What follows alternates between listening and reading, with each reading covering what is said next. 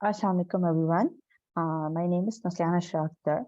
I am currently pursuing my PhD in business management.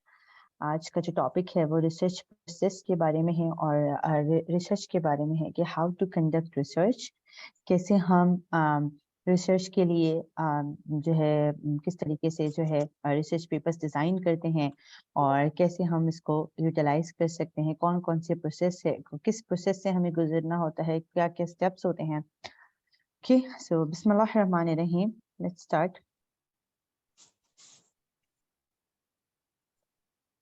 Okay,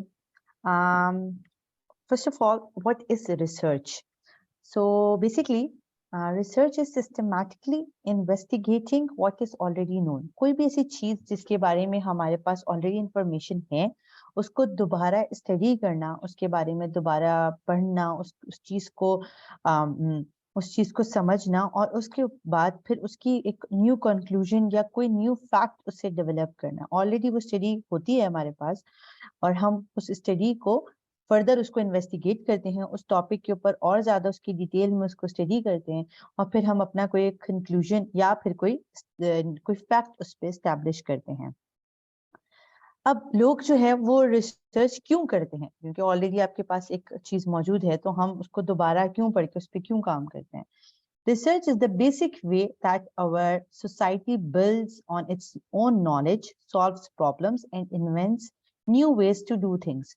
Basically, जैसे जैसे technology changes या बहुत सारी चीजें डेवलप हो रही हैं, उस तरह से चीजें जब चेंज हो रही हैं तो हमारी नॉलेज भी चेंज हो रही है। ठीक है, हमारी प्रॉब्लम्स डिफरेंट हैं, तो हम प्रॉब्लम्स को आइडेंटिफाई करते हैं और उसके बाद then we look upon the previous researches कि अगर क्या किसी ने इस प्रॉब्लम को पहले से आइडेंटिफाई किया हुआ था, और अगर उन्होंने किया हुआ था तो उसके अंदर उन्हें कौन सी ऐसी चीजें थी जो उन्होंने उसमें मेंशन की थी। तो हम उसको स्टडी करके फिर हम अपनी जब हम रिसर्च थीसिस या रिसर्च पेपर डेवलप करते हैं तो उसमें हम उसको मेंशन करते हैं और फिर हम उसको कंक्लूजन की तरफ जाते हैं कि हमने ये चीज इसमें ऐड की है और अब हम क्या चीज इसमें से न्यू इन्वेंट कर सकते हैं। तो बेसिकली रिसर्च का अगर आप वर्ड भी देखें तो एक चीज होती है सर्च, कि हम कोई चीज ढूंढ रहे होते हैं। तो रिसर्च में पहले से जो मिली हुई चीज होती है उसी को हम दोबारा उसको रिसर्च कर रहे होते हैं, उसको मॉडिफाई कर रहे होते हैं और फिर हम एक अपना न्यू कंक्लूजन निकालते हैं, कोई न्यू चीज इन्वेंट करते हैं। Then why should it matter to you? Knowing how to do good research, find credible, reliable sources, combine what you learn, write a cited research paper, and present your findings is an essential skill not just for college but for life. It's just not because आपको लोगों को पता होगा कि usually college students जो होते हैं वो रिसर्च थीसिस सबमिट करते हैं अपनी, और इसके अलावा हम मास्टर्स लेवल पे भी, पीएचडी लेवल के ऊपर भी हम रिसर्च अपनी करते रहते हैं। लेकिन यूजुअली आप किसी भी एज में रिसर्च पेपर जो है वो आप अपना पब्लिश करवा सकते हैं। देन लेकिन जब भी आपको रिसर्च करते हैं तो उसके लिए आपको क्रेडिबल और रिलायबल सोर्सेज चाहिए होती है जहां से वो आप इंफॉर्मेशन लेते हैं। फिर आप उस इंफॉर्मेशन को समझते हैं, पढ़ते हैं। फिर जब भी आप अपनी कोई भी थीसिस सब करेंगे या कोई आप अपना रिसर्च पेपर करेंगे तो उसकी साइटेशन आप जो ना वो इंक्लूड करेंगे। आई विल शो यू, मैं आप लोगों को अभी दिखाऊंगी कि किस तरीके से आपने साइटेशंस इंक्लूड करनी होती है अपने रिसर्च पेपर में। Okay, then Step 1. So one of the very important thing which you do when you start planning for research on doing research on any of the thing. So which is very important thing is that your topic. Okay. चाहे वो आपका एक research paper क्यों ना हो, चाहे वो आपकी थीसिस हो, चाहे वो आप कोई भी चीज प्लान कर रहे हैं, कोई प्रोजेक्ट प्लान कर रहे हैं, your topic is very important. When you choose a topic for your research paper, keep in mind that you must be able to argue or have an opinion about your topic. तो आपके जो topic है वो आपके interest से जो ना interest के साथ मिलना चाहिए। Focus on areas where you are interested in within the topic, क्योंकि जिस चीज पे आपका इंटरेस्ट होगा उसकी रिसर्च, उस पर काम करने में आपको बहुत मजा आएगा। तो स्पेसिफिकली जो पीएचडी स्टूडेंट्स होते हैं उनका एक लाइफ लॉन्ग जर्नी होता है, लाइक वो 4-5 इयर्स तक उस टॉपिक के साथ रहते हैं। तो वो जो उनका टॉपिक होता है वो उनके लिए बहुत ज्यादा इस तरह से होना चाहिए कि वो उस पर जब काम करें तो बहुत इंटरेस्ट के साथ काम करें। और आपके टॉपिक बहुत डिफरेंट भी होना चाहिए, डिफरेंट इन द सेंस कि उसके ऊपर रिसर्च मिनिमम होनी चाहिए, ताकि जब आप उस पर काम करें तो आप लोगों को कुछ और न्यू चीज दे सकें। क्योंकि ऑलरेडी अगर बहुत सारे रिसर्च पेपर्स होते हैं, ऑलरेडी बहुत सारी रिसर्चेस हुई भी होती हैं, तो उस टाइम पे जब आप भी वही वही टॉपिक के ऊपर काम करते हैं तो उसकी कोई इतनी ज्यादा वैल्यू इतनी ज्यादा नहीं होती। So you have to bring something unique for the people so they can utilize your research paper as well in their citations, and you can go for publications as well. Okay, develop questions and thesis. So whenever you are planning for research, you have to have your research questions. Okay, किस तरीके से ये research process में कौन कौन से research questions होते हैं, कौन कौन से steps होते हैं, इसको अभी मैं आगे और आपको elaborate करूँगी इंशाल्लाह. So good research questions are not ones that can be answered with a yes or no. Compelling questions may involve words like describe, compare, contrast, what were the causes of, or what were the results of. The basis of your research will be the answers to these compelling questions. So जब आप research questions अपने prepare करते हैं तो आपको ये बात ध्यान रखनी पड़ती है कि आप उससे क्या result, क्या analysis निकाल रहे हैं, क्योंकि जिस तरह से टॉपिक इंपॉर्टेंट होता है, आपके रिसर्च क्वेश्चंस जो हैं वो भी आपके लिए बहुत इंपॉर्टेंट होते हैं, क्योंकि रिसर्च क्वेश्चंस के जो क्वेश्चंस होंगे उसी पर आप काम करके अपना आगे एनालिसिस करेंगे. ठीक है. Okay, before moving I will show you I think research questions. Okay, so आप लोगों को थोड़ा साथ में आइडिया हो जाएगा. Look, this was one of the topic here जो कि brand rejuvenation का topic है. आप लोग देख सकते हैं protecting this is the fashion brand. Okay, protecting Gul Ahmad fashion from the threat of customer neglect. ये एक thesis है, already developed thesis, master's thesis थी. अब इसमें आप लोग देख सकते हैं कि research question है. अब इसका research question कैसे है? ये Do changing circumstances impact the customer selection of brand? आपने देखा आप लोगों ने कि ये जो है ये टॉपिक किसके बारे में है? टॉपिक है ब्रांड के बारे में, कि ब्रांड रिजुविनेशन के बारे में, कि किस तरीके से गुल अहमद का जो ब्रांड है, फैशन ब्रांड है, वो कस्टमर नेग्लेक्ट से हम प्रोटेक्ट कर सकते हैं. मतलब वो अपने कस्टमर्स को लूज ना करे, कोई और कस्टमर्स की तरफ जा रहा है तो उसको वो कैसे बचा सकता है. आई थिंक किसी का माइक. तो किस तरीके से वो अपने कस्टमर्स को जो ना दूसरे किसी और कस्टमर्स की तरफ जाने से बचा सकते हैं. वो अपने अंदर कौन सी स्ट्रैटेजीज डेवलप कर सकते हैं कि वो अपने फैशन को लोगों के कस्टमर्स को निग्लेक्ट करने से बचा सके. अब इस टॉपिक के ऊपर क्वेश्चन कैसे डेवलप हुआ, अब ये देखें रिसर्च क्वेश्चन.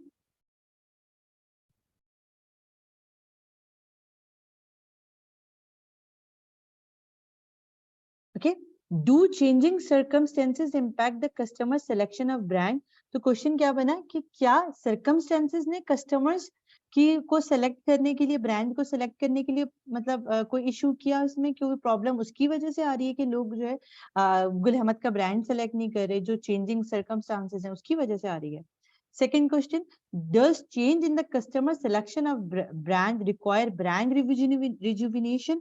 It means कि क्या वो लोग जो ब्रांड को सेलेक्ट कर रहे हैं उसकी वजह से वो किसी और ब्रांड की तरफ शिफ्ट हो रहे हैं, मतलब दूसरे जो ब्रांड्स है क्या वो इसके ऊपर अफेक्ट कर रहे हैं. तो ये जो चीजें है ना, ये research question. So this is also one of the important part of your research when you are planning your research. Okay okay, so तो आपके क्वेश्चंस यस और नो वाले नहीं होने चाहिए. जब आप रिसर्च क्वेश्चंस डेवलप करेंगे तो आपने उसको कंट्रास्ट या कंपेयर या फिर उस तरह से उसको डिस्क्राइब करना है जो आपकी बेस बने आपकी रिसर्च के. Now thesis statement, a single statement stating your opinion on the research topic without using the phrase I think, an argument or idea you intend to support in your paper. Always a sentence and never a question. Okay, so आप उसके बाद एक thesis statement भी अपनी prepare करते हैं कि आप जब भी कोई रिसर्च पेपर करते हैं तो उस वक्त आप एक अपना टॉपिक स्पेसिफाई करते हैं कि आपका टॉपिक क्या है, और आप उसके ऊपर एक अपनी थीसिस स्टेटमेंट को रिप्रेजेंट करते हैं जिसमें आप एक ओपिनियन बताते हैं कि ये रिसर्च इसके बारे में है। ठीक है, उसमें आप आई थिंक मेंशन नहीं करते, बट आप उसमें मेंशन करते हैं किसके बारे में, इसमें आप क्या चीज करने वाले हैं। तो अ मैनेजेबल टॉपिक, जो भी टॉपिक है आपका, plus specific feeling plus opinion of it is equals to an effective thesis statement. Okay, ये आप अपने एब्स्ट्रैक्ट में इंक्लूड करते हैं mostly. Now, step 3, gather information from reliable sources to develop credible, intelligent ideas about the topic. Okay, so then what you will do after you will finish with your research questions, आपने identify करना शुरू कर दिया, अपने reliable sources use करना शुरू कर दिए कि कैसे इस idea के ऊपर कैसे इस पे काम हो सकता है, कैसे इस topic के बारे में फर्दर स्टडी की जा सकती है। अब इसके अंदर कौन कौन से वेज यूज हो सकते हैं, कौन कौन सी सोर्सेज यूज हो सकती हैं, सेकेंडरी डेटा, प्राइमरी डेटा, वो मैं अब आपको आगे इसको भी फर्दर इलैबोरेट करूंगी वो दूसरी स्लाइड्स में। How do you know it's reliable? अभी आपको ये बात कैसे पता चलेगी कि आप जो टॉपिक जो है जो आपने चूज किया है और जो डेटा आप सर्च कर रहे हैं क्या वो रिलायबल है या नहीं? तो उसके लिए जो है ये वो है रेलेवेंसी होनी चाहिए उसमें। Is the information important to my topic? हम किसी और टॉपिक के बारे में ना जाएं स्टडी करने के लिए, जो हमारा टॉपिक है हम उससे रिलेटेड ही चीजें देखें। appropriateness, is the information suitable to my age grade level? Like for example, अगर आप बैचलर्स स्टूडेंट हैं और आप जो है लो लेवल स्टूडेंट्स की डेटा कलेक्ट करें तो वो भी आपने देखना है, या पीएचडी लेवल पर हैं तो आप बैचलर्स लेवल का नहीं देख सकते, कि आप कोई ऐसा रिसर्च पेपर कर रहे हैं जो कि सोसाइटी के लिए किसी भी चीज का पर आप काम कर रहे हैं वो अप्रोप्रिएट नहीं हो रहा, तो वो आपने अपने माइंड में रखना है डेटा कलेक्ट करते हुए। Detail, how much information do you need? Is the depth of coverage adequate? Currency, when was the information published or last updated? मतलब जब आपने उसको आइडेंटिफाई किया, जब आप उसको सर्च कर रहे हैं तो मे बी पॉसिबल आप 1975 का डेटा उठा रहे हैं जो कि अब इतने पुराना हो चुका है। तो मोस्ट ऑफ द टाइम जो रिसर्चर्स होते हैं वो कोशिश ये करते हैं कि मिनिमम 5 इयर्स जो होते हैं उसका जो रिसेंट 5 इयर्स होते हैं वो उसका डेटा लें, क्योंकि जब तक वो अपनी पब्लिशिंग की तरफ जाते हैं उसको 1 ईयर तक, ऑलमोस्ट 6 मंथ्स 1 ईयर वैसे ही लग जाते हैं, तो वो डेटा भी और पुराना हो चुका होता है। तो उनकी ट्राई ये होती है कि वो रिसेंट डेटा कलेक्ट करें। Authority, who is the author, what are his or her qualification and credentials? Bias, why was this information written? Is its purpose to inform, persuade, entertain or sell something? So जब भी आप कोई relevant information देखेंगे अपनी भी data से related, अपनी topic से रिलेटेड, तो आपने ये बात जहन में रखनी है कि उसका ऑथर कौन है, उसकी क्या क्वालिफिकेशंस हैं, उसके क्या क्रेडेंशियल्स हैं, और वो उसने क्यों ये इंफॉर्मेशन लिखी है, क्या उसके पीछे उसका पर्पस था ये सब मेंशन करने का, ये आर्टिकल है या कोई भी आप रिसर्च पेपर उठा रहे हैं तो वो किससे उसके पीछे उसका क्या पर्पस था, क्या वो रिलायबल था, क्या वो ऑथेंटिक रिसोर्स के थ्रू आपने उठाया, ऑथेंटिक सोर्सेज के थ्रू आपने लिया। Okay, then we have here outlines and organize and outline findings. Okay, so आपने अपनी चीजों को ऑर्गेनाइज करना है, फिर okay, कि आपने जब फाइंडिंग्स आपको हो जाएंगी तो आपने जो है किस तरीके से ये मैं आपको एक अपना दूसरा अपना जो है एग्जांपल दिखा के आपको ये और फर्दर इसमें एक्सप्लेनेशन हो जाएगी। अच्छा, आपने साइटेशंस कैसे करनी है? Coating is using the exact words of another person, copy it from the source word for word. quotations must be cited. जब आप किसी की quotations करते हैं तो फिर आपने उस वक्त citations mention करनी है कि for example Allama Iqbal said this or anyone the person जिसने किसी ने कोई बात बोली है तो आपने उसकी quotations करी है तो वो आपने उसकी citation mention करनी। अच्छा, अब आप जब research paper से किस तरीके से करते हैं वो मैं आपको भी दिखाती हूँ। You must give credit to the person who originally wrote them. Use a quotation to support your argument with the power of the author's own words. Disagree with an author's argument. Highlight powerful phrases or passages. Compare and contrast points of view. Note important research before your own. Okay. फिर आप उसको summarise करते हैं, ठीक है। फिर paraphrasing के बारे में ये मेंशन किया हुआ है, B original and don't plagiarism जो है ना वो आपको नहीं कर सकते। जब भी आप अपनी रिसर्च करेंगे तो आप जो भी चीज कॉपी करते हैं, जो भी आप जर्नल्स लेते हैं जिससे आप अपना डेटा लेते हैं, उसके आप रेफरेंसेस जरूर देते हैं, ठीक है। अब पैराफ्रेजिंग की बात हुई है तो paraphrasing is rephrasing an author's words putting his thoughts in your own words. आप भी उनको स्टडी करते हैं, फिर उसके ऊपर दोबारा काम करते हैं, उसके आइडियाज के ऊपर उसको रीफ्रेज करके लिखते हैं, वो आपकी पैराफ्रेजिंग होती है। Use a paraphrase to take notes and to avoid plagiarizing. Avoid the overuse of quotations. Present information in your own voice. Okay. Summarizing is putting the main ideas into your own words. कोई भी चीज को आप summary करके उसको short करके अपने words में लिखते हैं। Use a summary to establish background or give a topic overview. आप summary को utilize कर सकते हैं topic के बारे में बताने के लिए।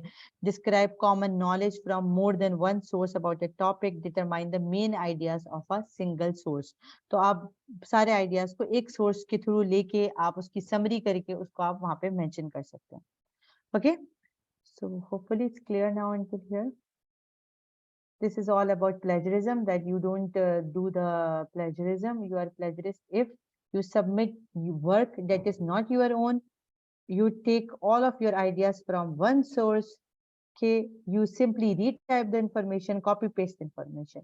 Okay, then you incorrectly cite your sources. You don't use quotation marks to cite. You copy the majority of a text but change only a few words. Nobody can make you feel bad without your consent permission. Okay, so you need to think in mind that most of the time जो हम अपने thesis, especially जब thesis होती है तो उसको submit किया जाता है तो उसकी प्लेजरिज्म चेकर्स होते हैं, तो उनकी मिनिमम होती है कुछ 15 to 20%, और अगर आपकी प्लेजरिज्म आता है तो वो फिर आपकी थीसिस एक्सेप्ट नहीं होती। इसी तरह रिसर्च पेपर भी जो है ना वो पब्लिश होने से पहले तो प्लेजरिज्म चेकर में यूज करते हैं उसको, वो लोग चेक करते हैं। Organizing before writing makes everything more logical and easier to produce.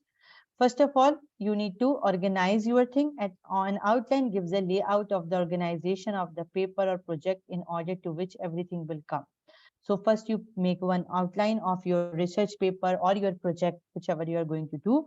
Then take the note cards and lay them out in an order that reflects the most logical flow of information using the subtopic headings created from the research questions. फिर आपने जब अपने research questions prepare कर लिए, आपने फिर proper उसकी सब टॉपिक हेडिंग्स बनानी होती है। Write the subtopics with the key points that support them in words or short phrases into a list or diagram that shows how they will flow from beginning to end. ये उन्होंने आपको एक summary के तौर पे बताया कि किस तरीके से आप जो है अपनी कोई भी इंफॉर्मेशन जो आपकी उसका जो जब आप डेटा कलेक्ट करने लगते हैं तो आपके माइंड में उसकी जो भी चीजें आ रही है आप बेसिकली माइंड मैपिंग करके उसके हिसाब से आप उसकी इंफॉर्मेशन को फाइंड आउट करते हैं, फिर उसकी सब टॉपिक्स बनाते हैं हेडिंग्स के, उसके जो की पॉइंट्स हैं वो आप लिख लेते हैं और आप उसकी लिस्ट जो भी डायग्राम्स उससे रिलेटेड है वो भी आप उसमें मेंशन कर लेते हैं। ये सिर्फ एक नॉर्मल उन्होंने आपको एक एग्जांपल दिए कि किस तरीके से आप अपनी चीजों को ऑर्गेनाइज कर सकते हैं, ठीक है। अब रिव्यू करना है और रिवाइज करना है पेपर को। Transfer the information from the outline into paragraph form, remembering to correctly cite the source of quoted और पैराफ्रेज्ड आइडियाज। अच्छा, आप लोग ये बात ध्यान में रखिएगा कि अभी तक जो आप लोग स्टडी कर रहे हैं वो रिसर्च पेपर या फिर कोई भी थीसिस की जो पैराग्राफ राइटिंग है या उसका जो इनसाइड कॉन्टेक्स्ट है ना, ये उसकी स्टडी चल रही है कि हम एक पैराग्राफ को किस तरीके से लिखेंगे। अभी डिटेल में हम गए नहीं, डिटेलिंग में नहीं गए हम, ठीक है। तो ये आप लोगों ने देखा कि transfer the information from the outline into paragraph form, remembering to correctly cite the source of quoted और पैराफ्रेज्ड आइडियाज। तो ये किस तरीके से इंफॉर्मेशन को आप एक पैराग्राफ के तौर पर अपनी थीसिस में इंक्लूड कर सकते हैं, ये उसका तरीका बताया गया अभी तक आप लोगों को, ठीक है। फिर reflect your project. I will go back now, okay, and I will show you कि किस तरीके से प्रोजेक्ट्स जो है का कंप्लीट रिसर्च प्रोसेस जो है वो कैसे होगा, ठीक है, उसमें क्या क्या चीजें इंक्लूड होती हैं step by step. Okay, 1 minute है, आई विल जस्ट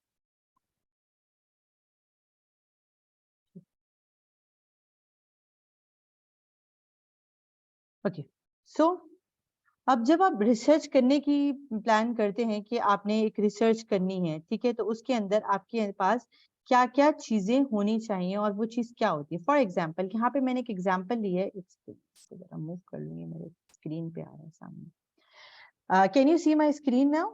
आप लोगों को क्लियर है? What is market research? आप लोगों को नजर आ रहा है? कोई मुझे मैसेज कर दे प्लीज। नजर आ रहा है। मार्केट रिसर्च, ठीक है।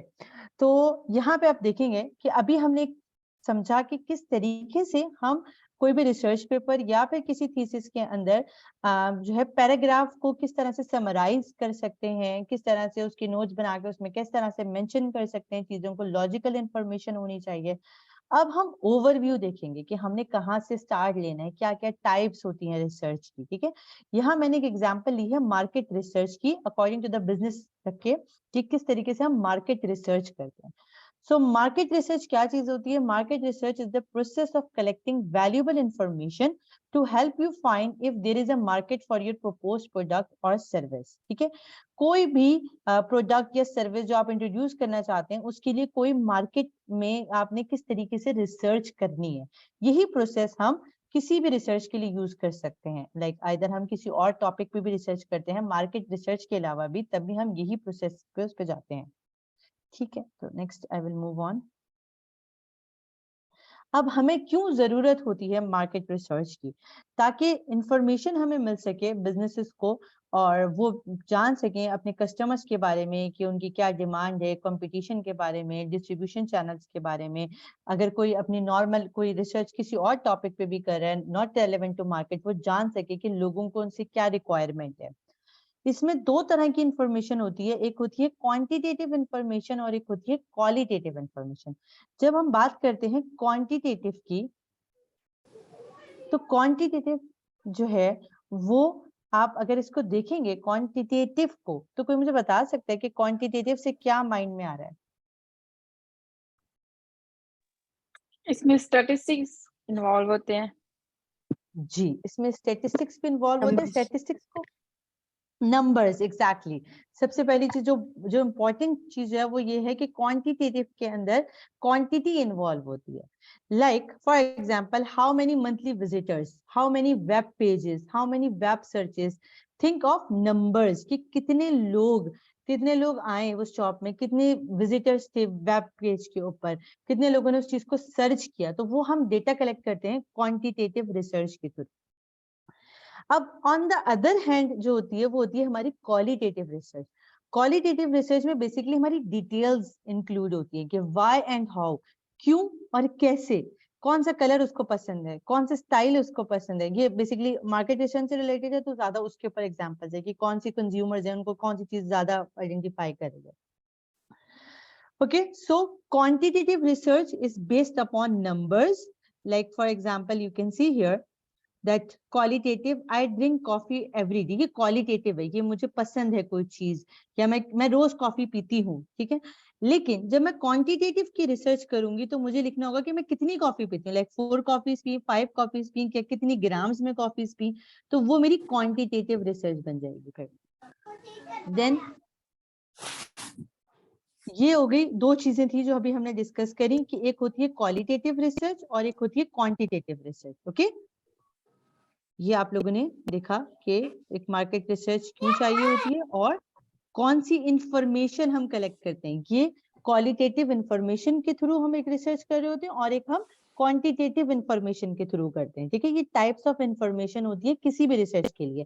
ये जब भी आप रिसर्च पेपर भी पब्लिश करते हैं तब भी आप सोचते हैं कि आप क्वांटिटेटिव इंफॉर्मेशन के ऊपर जाने वाले हैं या आप क्वालिटेटिव, इन दोनों में से सेलेक्ट करते हैं। समटाइम्स पीपल दोनों भी यूज करते हैं, कुछ लोग क्वांटिटेटिव पहले करके फिर उसको क्वालिटेटिव कर लेते हैं, क्वालिटेटिव करके फिर क्वांटिटेटिव, दोनों मेथड्स यूज करते हैं। फिर वो जब वो अपनी स्टेटिस्टिकल एनालिसिस की तरफ जाते हैं तो उनको फिर दोनों यूज करने पड़ते हैं फिर वो वेज। देन नेक्स्ट चीज जो है वो दो टाइप्स की रिसर्च होती है। दो टाइप्स की रिसर्च है, एक होती है प्राइमरी रिसर्च और एक होती है सेकेंडरी रिसर्च। तो जब आप प्राइमरी रिसर्च की बात करते हैं वो ये होता है कि आप फर्स्ट हैंड डेटा ले रहे हैं। फॉर एग्जाम्पल कि आपने क्वेश्चनियर्स डेवलप किए और आपने जाके खुद कलेक्ट किए इंफॉर्मेशन लोगों से, ठीक है। Market research generally involves two different types of research, primary and secondary research. Primary research is research you conduct yourself. आप खुद जाते हैं. It involves going directly to a source, usually customers or prospective customers. इसमें आप ये ले सकते हैं कि आपकी जो भी target audience है, आप उसके पास गए और आपने जाके उनसे data collect किया.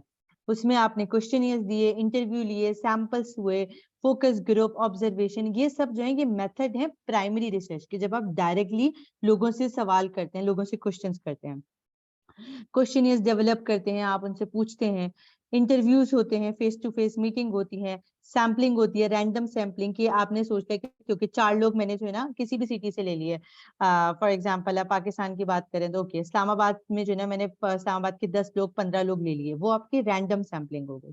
फिर आपके पास होती है कोटा सैम्पलिंग, फिर कन्वीनियंस सैम्पलिंग, इसकी काफी जो है ना फिर फर्दर डिविजन होती हैं कि सिंपल रैंडम सैम्पलिंग की आपने रैंडमली देखना है, फिर लेना है लोगों को. फिर आप सिस्टमेटिक लेते हैं कि आपने सोचा कि every 10th person I will ask the question, every 9th person I will ask the question.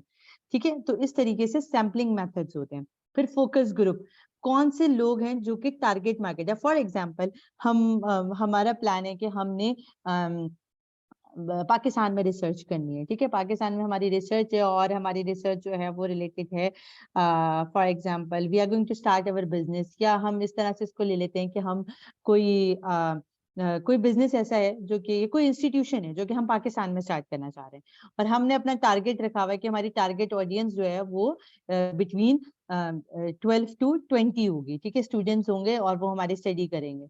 अब हमने क्या देखना है कि वो, अब हम 12 to 20 के स्टूडेंट्स अगर हम पाकिस्तान की पॉपुलेशन देखें तो वो तो बहुत ज्यादा हो जाएगी, राइट.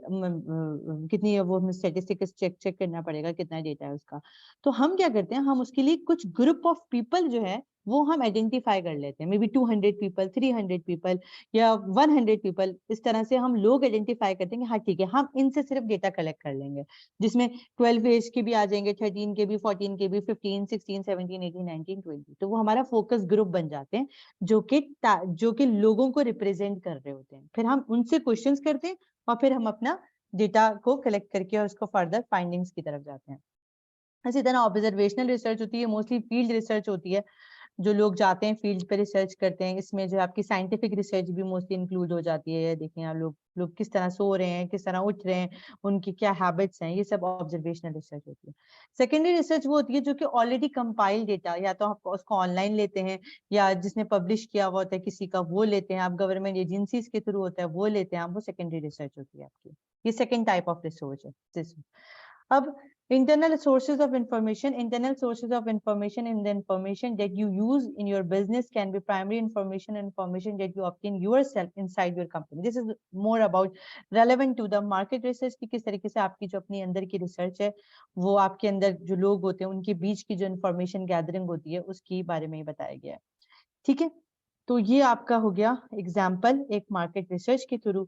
मैं आप लोगों को एक दफा ये भी सिखाऊं कि किस तरीके से आपने स्टेप बाय स्टेप इस पे काम करना है. इसको हम एक दफा और रिवाइज कर लेते हैं. ठीक है, तो कोई भी रिसर्च प्रोसेस होता है वो एक सिस्टम के थ्रू चलता है, जिसमें हम फर्स्ट चीज जो है वो ये करते हैं. मुझे सिर्फ 1 मिनट दीजिएगा, मेरे पास अजान हो रही है. Just give me 1 minute.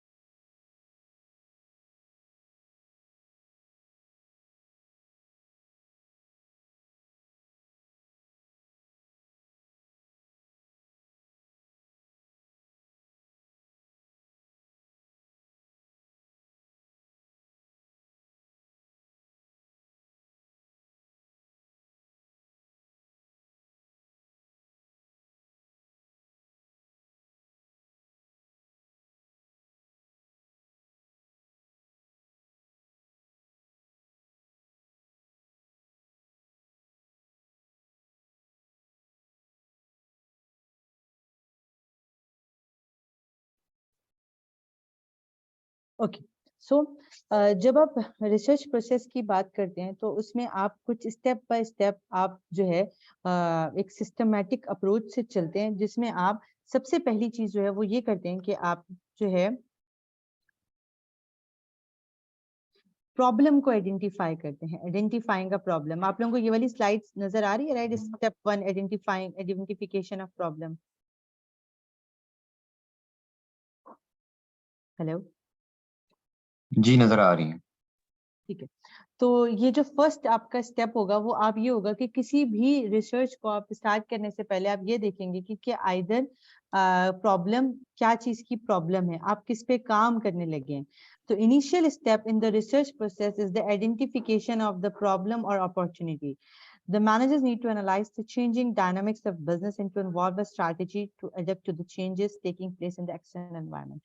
So basically कोई भी प्रॉब्लम जो आपने आइडेंटिफाई करनी है, अब यहाँ पे हम एग्जांपल ये ले सकते हैं कि ये प्रॉब्लम आपकी कोई भी ऐसी चीज हो सकती है। अगर आप इकोनॉमिक मॉडल की बात करें कि आपने इकोनॉमिक मॉडल कुछ डेवलप करना है, तो इकोनॉमिक्स के अंदर क्या चीज की प्रॉब्लम है।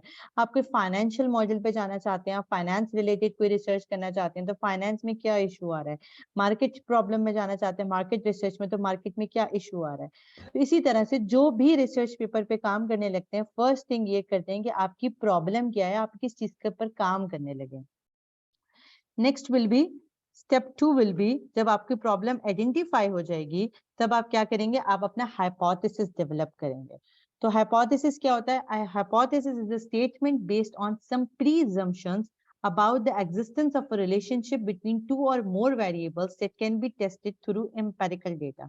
So basically आपके पास इंडिविजुअल एक इंडिपेंडेंट वेरिएबल होता है और एक डिपेंडेंट वेरिएबल होता है, और उन दोनों वेरिएबल्स को आप आइडेंटिफाई करते हैं हाइपोथेसिस को डेवलप करके। When a researcher is developing a hypothesis, she will try to assume an answer for a particular research question. अब आप लोग देख रहे हैं यहाँ पे रिसर्च क्वेश्चन दोबारा आ गया। तो आपने अपनी रिसर्च क्वेश्चन को आप डेवलप करते हैं और उसका जो आंसर होते हैं वो आपके जो है जो भी आप आइडेंटिफाई करना चाहते हैं आंसर्स जो होते हैं वो आपके हाइपोथेसिस होते हैं। The exploratory research for the above problem may have resulted in the hypothesis. Okay, इन्होंने यहाँ पे एक एग्जांपल दी हुई थी यहाँ पे। A company producing cell phones wave protectors, devices that protect the cell phone from harmful radiations, may realize that its new product is not selling, but it may not know the reason for this at the outset. Although it has identified the problem in a broader perspective, it needs to define the problem specifically in terms of what is to be researched. मतलब उनकी selling नहीं हो पा रही थी, उन्होंने एक device develop की थी, उसकी वो सेलिंग नहीं हो पा रही थी, तो अब वो उसकी प्रॉब्लम को आइडेंटिफाई कर चुके थे। अब वो आइडेंटिफाई कर रहे थे कि क्या मसला हो रहा है, क्यों नहीं सेलिंग हो रही है। तो उन्होंने यहाँ पे हाइपोथेसिस डेवलप किया कि consumers perceive that the radiation emanating from the cell phone are harmful. तो कंज्यूमर्स जो हैं वो जो है इसको परसीव कर रहे होते हैं, devices with the cell phone from harmful may realize the new product is not selling, but it may not know the reason for this at the outset. Also, it has identified the problem in a broader perspective. Yeah. तो उन्होंने यहाँ पे hypothesis develop कर लिया था कि उनका जो है उनकी जो कंज्यूमर्स हैं वो radiations emanating from the sample को जो है ना हार्मफुल समझ रहे हैं, लेकिन उसके ऊपर उनकी जो है लोग उसको परचेज नहीं कर रहे थे। तो अब उसके ऊपर उन्होंने हाइपोथेसिस डेवलप किया। ठीक है, इसकी मैं एक और एग्जांपल अभी आप लोगों को दिखाऊंगी रिसर्च पेपर दिखा के। ठीक है, ताकि आप लोगों को और क्लियर हो जाएगा। फिर उन्होंने एक रिसर्च डिजाइन बनाया। उन्होंने कहा हमने किस तरीके से एक प्लान करना है, हमने कैसे एक रिसर्च डिजाइन को बनाना है। उसके लिए planning the research design is a crucial step in the research design process. A research design is the actual framework of a research that provides specific details regarding the process to be followed in conducting the research. उसमें आप सारे अपना पूरा mention करते हैं कि आपने कौन से रिसर्च ऑब्जेक्टिव्स हैं, आपकी कॉस्ट क्या आएगी, आपके कौन सा डेटा यूज हुआ है, वो सब आप अपने रिसर्च डिजाइन के अंदर मेंशन कर देते हैं। फिर आप अपना रिसर्च मेथड सोचते हैं कि कौन सा वाला रिसर्च मेथड आप यूज करेंगे। Secondary data studies, surveys, experiments, observations के 4 बेसिक मेथड्स होते हैं। The research design method is chosen based on the objective of the study, कि आपकी क्या स्टडी, आप जाके लोगों से सर्वे करना चाहते हैं और अपना क्वेश्चन डेवलप करके फिर क्वेश्चंस करना चाहते हैं, या आप एक्सपेरिमेंट्स करेंगे या आप ऑब्जर्वेशन करेंगे, इस तरह से। फिर then analyse the research design. Now आप अपने रिसर्च डिजाइन को एनालाइज करते हैं। Also several research designs are available for a researchers to choose from. It is very difficult to say that a particular research design best suits a particular business research problem. The best method to research design, to select a research design, is to work backwards. That is, a research design should be selected based on the end result. जो भी आपकी problem का and result होता है, आप उसकी basis के ऊपर अपना रिसर्च डिजाइन डेवलप करते हैं। फिर आपकी डेटा कलेक्शन आ जाती है, उसकी 2 स्टेजेस होती है। प्री टेस्टिंग, आप पहले टेस्ट करते हैं, आप डेटा कलेक्ट करते हैं डिफरेंट रिसोर्सेज के through, either primary data collect करते हैं डायरेक्ट लोगों से, फिर आपका सेकेंडरी डेटा होता है जिसमें आप साइटेशंस मेंशन करते हैं ऑनलाइन, यूजुअली आजकल हम ज्यादातर ऑनलाइन कर रहे होते हैं, ठीक है।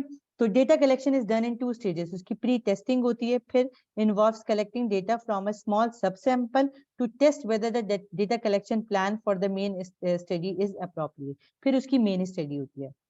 Evaluation of data, this is one of the very important part.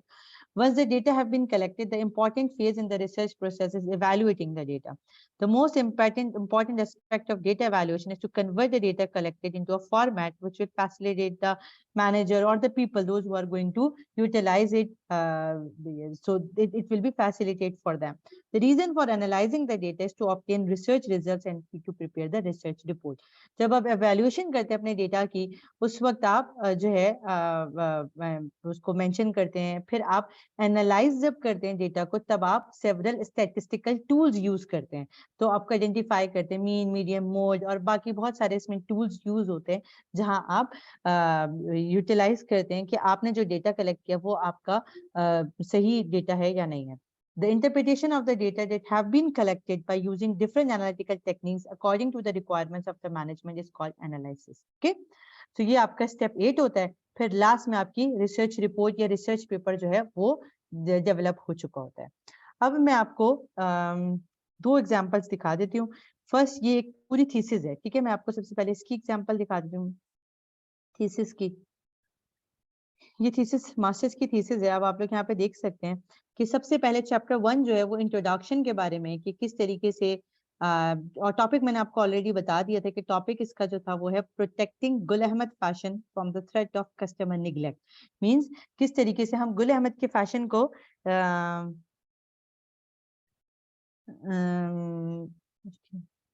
Okay किस तरह से हम गुल अहमद के फैशन को कस्टमर निग्लेक्ट से बचा सकते हैं, ठीक है।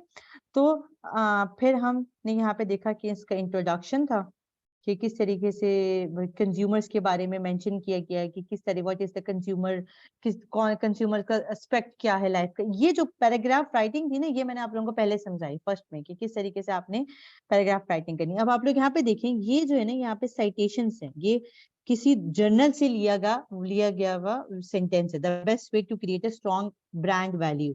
रिसर्च में हमारी कोशिश होती है कि हम ज्यादा से ज्यादा साइटेशंस और इस तरह से जर्नल्स को स्टडी करें। मोस्टली 200, 300, 400 जर्नल्स यूज होते हैं किसी भी थीसिस को करने के लिए। ये तो छोटी थीसिस थी, अराउंड 20,000 वर्ड्स की थीसिस थी ये। तो आपने यहाँ पे देखा, और ये थीसिस पुरानी है, 2018 की पब्लिश हुई है, तो इसमें 2012 का डेटा मेंशन किया हुआ है, ठीक है।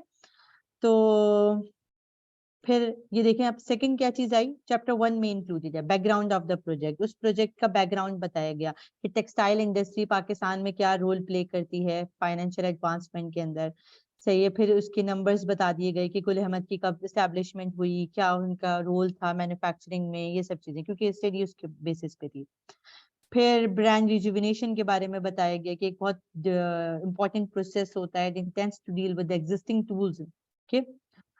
ये कंज्यूमर बिहेवियर के ऊपर ज्यादा फोकस है ये वाली चीज। उसके ऑब्जेक्टिव्स क्या है, अब आप ये देखेंगे ऑब्जेक्टिव्स, कि उन्होंने ऑब्जेक्टिव्स मेंशन किए हैं कि इस थीसिस की इस प्रोजेक्ट के ऑब्जेक्टिव्स क्या हैं। फिर problem statement, this is very important. जो पहली चीज थी ना कि आपने प्रॉब्लम को आइडेंटिफाई करना है कि इनका प्रॉब्लम क्या आ रही थी। तो प्रॉब्लम क्या आ रही है, the relationship of customers and the brand is a big modern dilemma for the businesses as they have to keep the customers connected, otherwise they will move to another brand. मतलब अगर उन्होंने अपने brand, अपना relationship customers का अच्छा नहीं रखा, तो क्या होगा, वो लोग किसी और ब्रांड पे चले जाएंगे। तो उनकी स्ट्रैटेजीज बहुत अच्छी बननी चाहिए। फिर रिसर्च क्वेश्चंस आ गए। फिर ये सीक्वेंसेस ऑफ द चैप्टर की किस तरीके से आपने, ये चैप्टर 1 यहाँ पे कंप्लीट हो गया। फिर chapter 2 which is literature review, कि किस तरह से आप पुरानी जो रिसर्चेस होती हैं आप उनको स्टडी करते हैं और उनके बारे में आप उनकी साइटेशंस इंक्लूड कर देते हैं। अब मैं आपको एक चीज दिखा दूं कि यहाँ पे इन्होंने जैसे साइटेशन एक इंक्लूड की हुई है, ये जो है जर्नल से। अब ये क्या होगा कि यही चीज लास्ट में रेफरेंस पे मेंशन हुई होगी। ये देखिए आप लोग, ये रेफरेंसेस मेंशन हुए लास्ट में। तो अब यहाँ पे जो था वो सी से था ना, आई थिंक करिश्मा करके कुछ था वो। अब ये चीज यहाँ पे मेंशन है, ये देखें यहाँ पे ये पूरा प्रॉपर रिसर्च पेपर मेंशन होगा इस जगह पे। ठीक है, जहाँ पे रेफरेंसेस आप लोग इंक्लूड करेंगे अपने। तो ये जो है ये थीसिस है प्रॉपर पूरी, तो ये काफी बड़ी है। मैं आई will share with you guys if you want कि मैं आप लोगों को इसको सेंड कर देती हूँ। मैं आप इसी तरह से कौन सी टाइप ऑफ रिसर्च ये देखें, चैप्टर 2 में लिटरेचर रिव्यू का मेथोडोलॉजी आती है, चैप्टर 3 में जिसमें आपके कौन से सोर्स ऑफ डेटा यूज हो रहा है, कौन सी आपने रिसर्च टाइप यूज की है, प्राइमरी रिसर्च, सेकेंडरी रिसर्च, ठीक है, फिर कौन से डेटा कलेक्शन मेथड है, फिर आपका कंसेप्शनल फ्रेमवर्क बनता है, डिपेंडेंट एंड इंडिपेंडेंट वेरिएबल, फिर क्वेश्चनियर्स डिजाइन होते हैं, फिर सैम्पलिंग होती है, फिर आप देखते हैं कि आपके टारगेट पॉपुलेशन कौन सी है, फिर ये सैंपल, फिर सैम्पलिंग टेक्निक, फिर डेटा एनालिसिस, ये सब आपके चैप्टर 3 में होते हैं। फिर चैप्टर 4 में आप इसकी डिस्क्रिप्टिव एनालिसिस करते हैं, ठीक है। फिर चैप्टर 5 में आपका कंक्लूजन आता है। यहाँ पे ये चीज देख लीजिए थोड़ी सी कि किस तरीके से डेमोग्राफिक्स के हिसाब से इसको किया गया है, age group, gender, monthly income से ये सब डिफाइन हुए हुए सब, ठीक है। ये सारी चीजें इसके बारे में, ये एक्चुअली ब्रांड रिलेटेड है थोड़ा, तो इस वजह से। अब एक चीज और मैं आप लोगों को दिखा दूं इससे पहले कि हम मूव ऑन करें।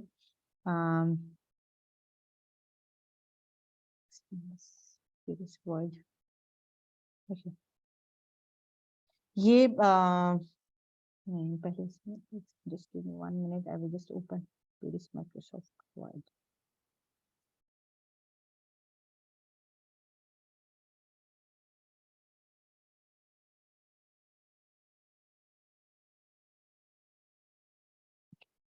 ये जो है ये एक रिसर्च पेपर है, ठीक है, जो कि मैंने अपने सुपरवाइजर के साथ किया है, जिसका टॉपिक था impact of social media interactions on consumer decision making in Saudi Arabia, ठीक है। तो आप लोग ये देख सकते हैं, stop sharing, okay, resume share. आप लोगों को नजर आ रही है मेरी स्क्रीन?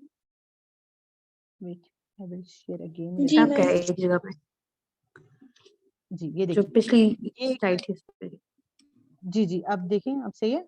ये रिसर्च पेपर है, ठीक है। ये मैंने अपनी सुपरवाइजर के साथ मैंने इसको रिसर्च पेपर को पब्लिश करवाया है।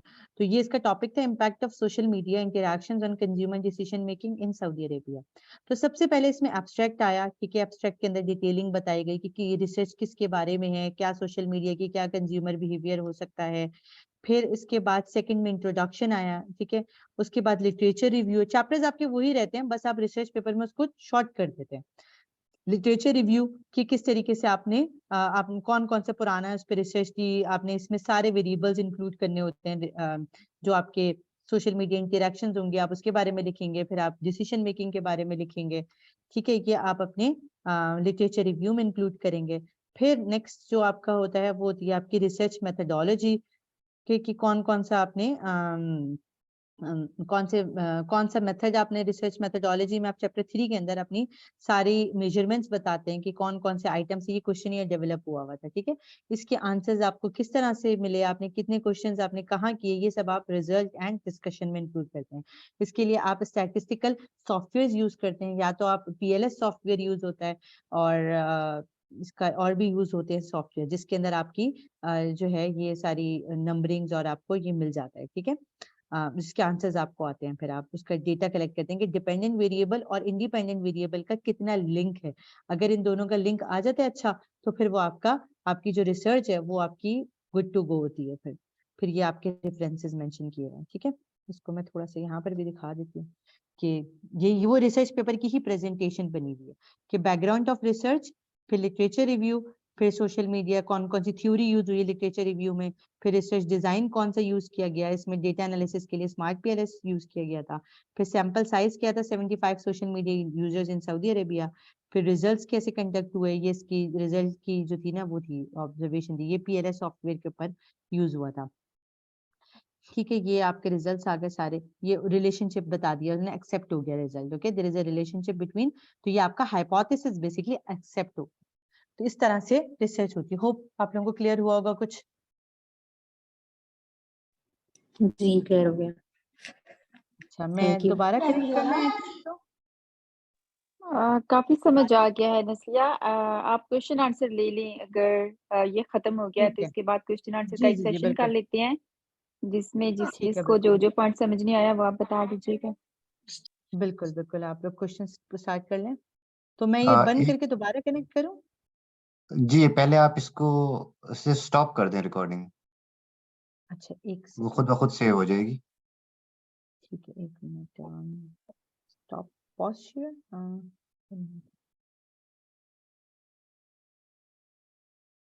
Stop recording.